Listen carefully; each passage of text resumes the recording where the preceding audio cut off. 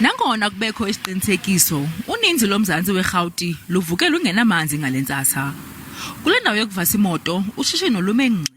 We normally use this car wash. We know that it's a 5-star car wash with a lot of water, a lot of cars. There's a lot of cars here all the time. But right now, there's nothing.